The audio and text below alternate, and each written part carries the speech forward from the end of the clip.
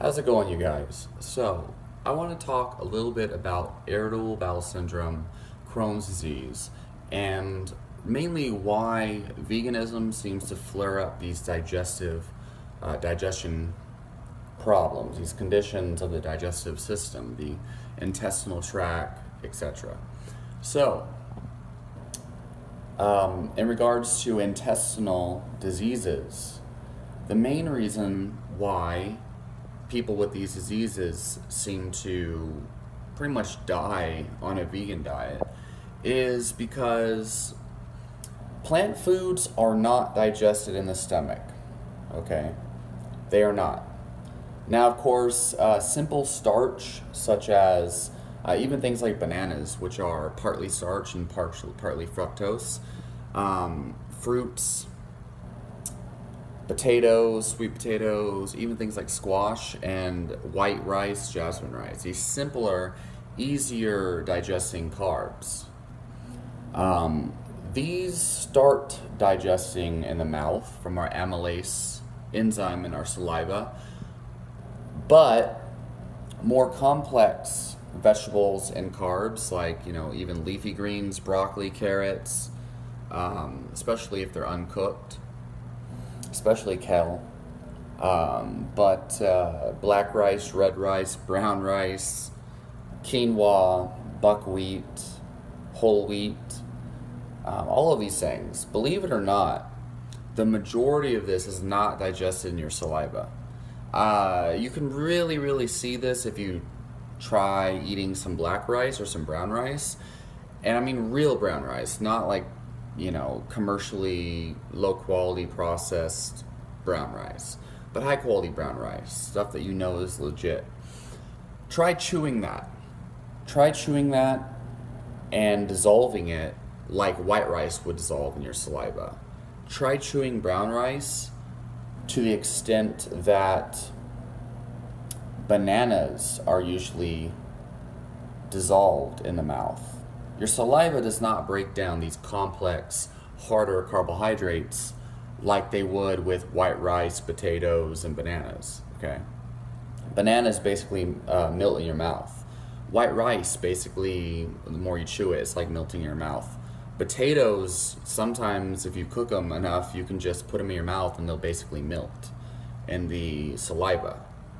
But with brown rice, black rice, red rice, quinoa, amaranth, millet, these harder, supposedly healthier grains, even things like beans, these things do not just melt in your mouth like the simpler carbs do. And so when somebody with digestive problems in the intestine tries to eat these more harder to digest starches, what happens is, first of all, they're not broken down in the mouth. They're not digested by the stomach. I'm sorry, but they're not. It's just a fact. But they're supposed to be broken down by bacteria in your intestine. So if the bacteria in your intestine does not exist, like if you don't, like you have to have specific strains of bacteria to digest specific foods. So there's different strains of bacteria to digest brown rice from beans and quinoa. All have different bacterial strains that are supposed to do the digestion. You're supposed to have hundreds of different types, species and strains of bacteria in your stomach to digest these foods. So a very common thing between all people with these digestive problems, myself included, which I don't have those problems because of my diet. I changed my diet so that I don't really have to worry about that.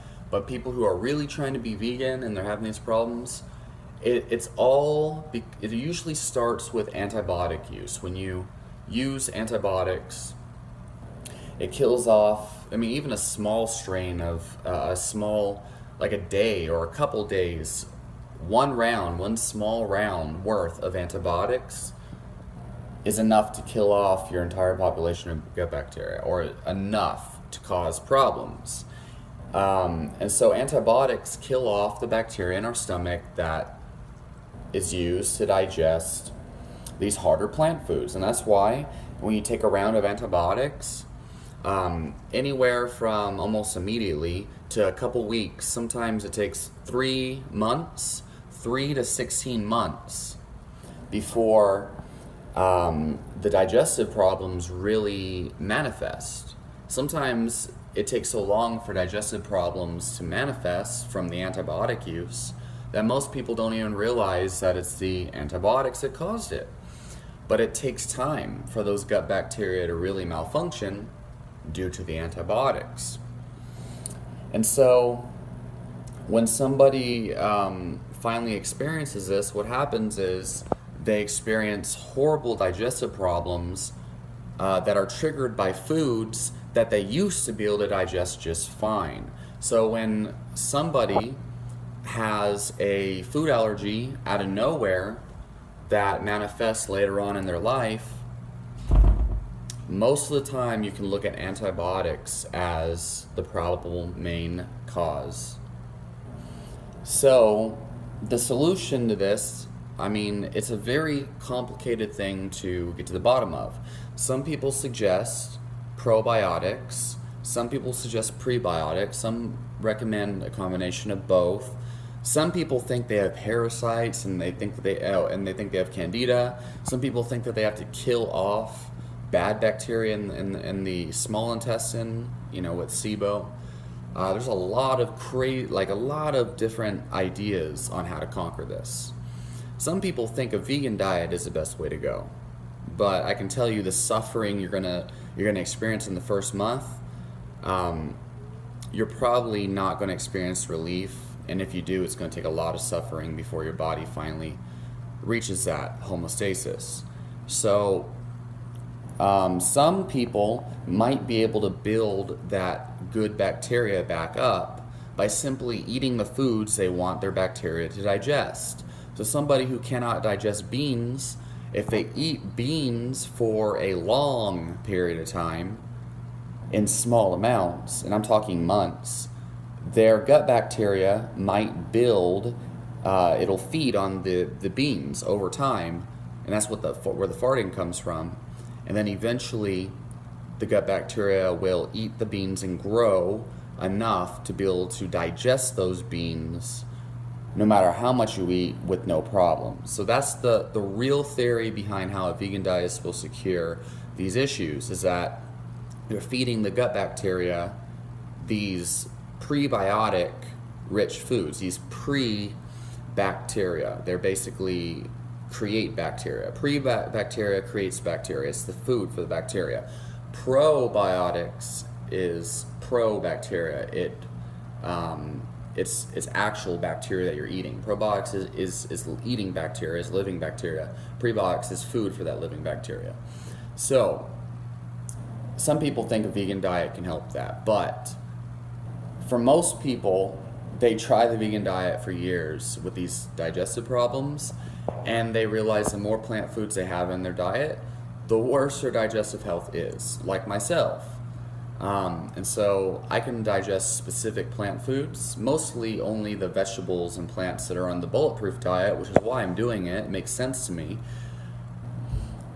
But after looking at the lab data on the nutritional completeness of animal foods, believe it or not, according to these lab tests I've seen,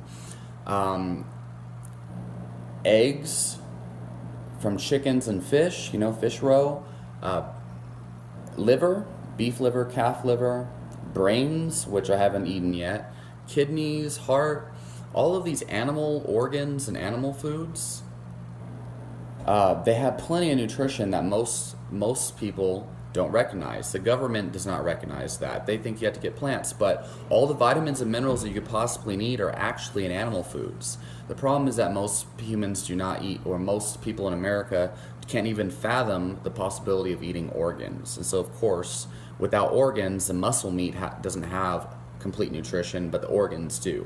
So if you eat animal organs, you can literally have a diet full of animal organs and be nutritionally complete. And you won't have to worry about your small intestine or your large intestine attempting to ferment bacteria and rot plants in your intestine to digest the food. So leave your questions and comments down below, and I'll talk more on this in the next video in part 2.